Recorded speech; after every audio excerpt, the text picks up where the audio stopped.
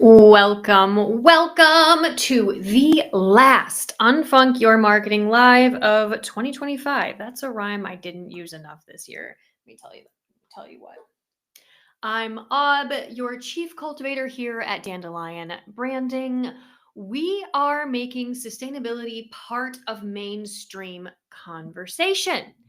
Every first and third Wednesday, I share sustainability stories you might have missed on our podcast, Environmental with Dandelion. But on the other weeks, I'm here on those opposite Mondays to give you the marketing insights you need to help you tell your sustainability stories better. And why?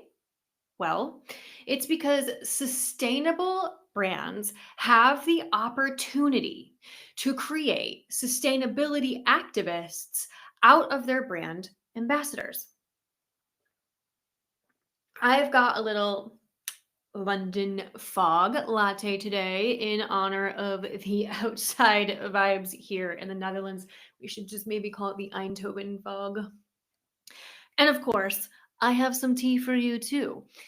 It's damn near the end of the year, and the plan for 2026 needs to be finalized, okay? And not in I think that's a next year thing. In the deadline, the big deadlines and plans and updates, you got to have them on the calendar way, okay?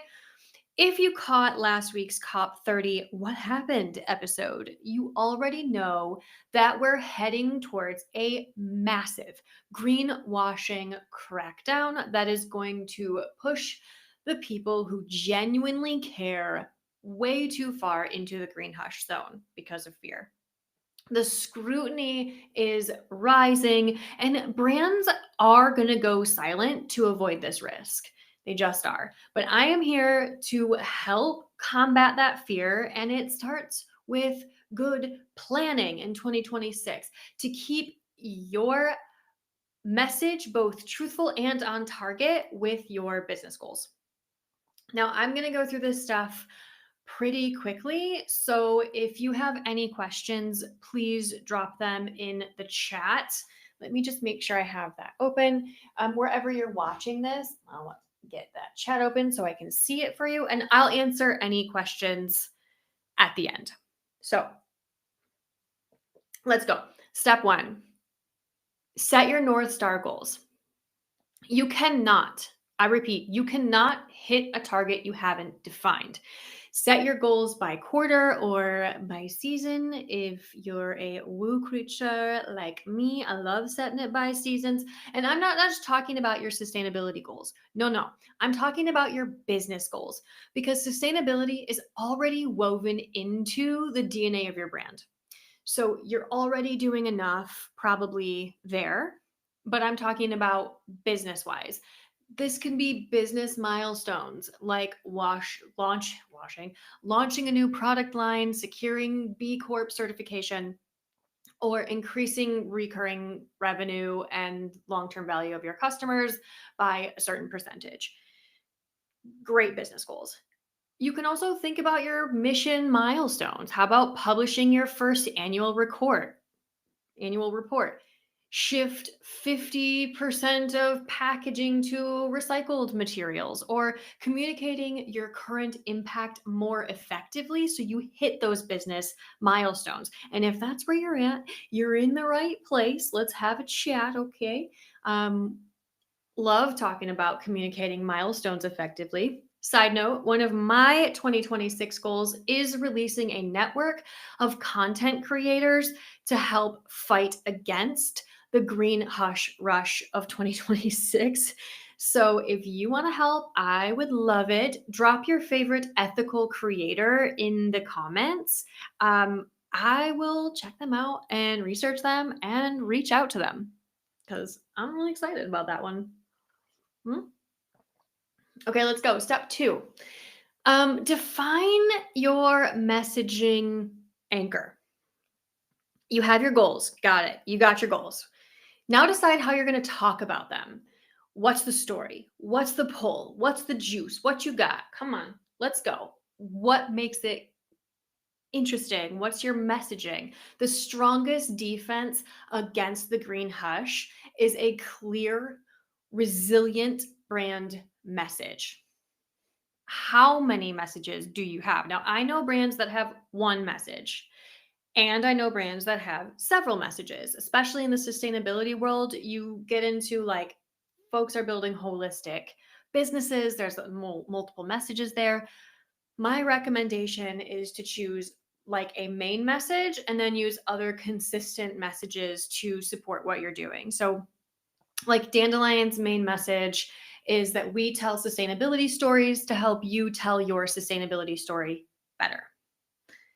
The anchor here, all of my messaging centers around that main thing, which in turn centers around my mission of bringing sustainability into mainstream conversations.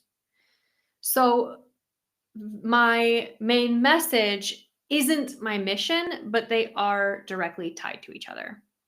Got it? Mm. Similarly, you need an anchor to check your messaging against. So, this anchor is like it acts as a backstop for all your communications, right? So, if it doesn't align with your main messaging, don't say it. Don't say it. Just don't. It's better to say less than to say something that doesn't like vibe with your brand.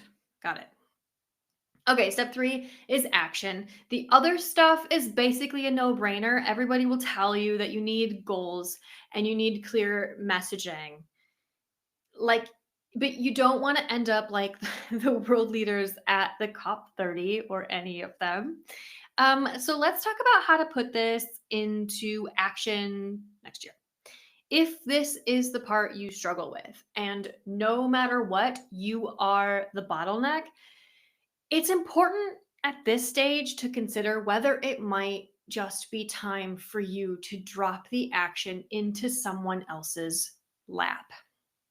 Like at some point, this happens in every single business. It's a good thing, but it is a growing pain and it can be a lift and an expense, but it's an important one.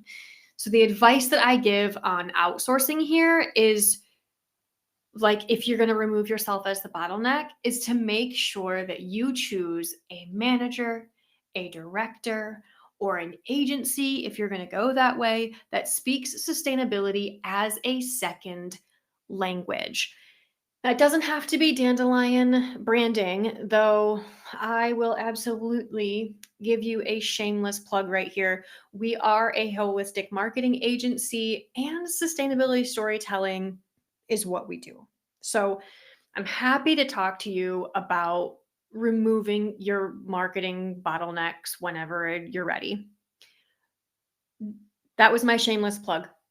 But really, what's important here is to know that what you do is super duper nuanced. If your communications team doesn't have the sustainability language down that you need, you're at best going to be frustrated. At worst, your messaging isn't going to align with your goals and your values, and you can tip into that nasty little greenwashing. But remember what I said at the beginning of this, there's a crackdown on greenwashing. So now is not the time to be skimping on communicating with intention.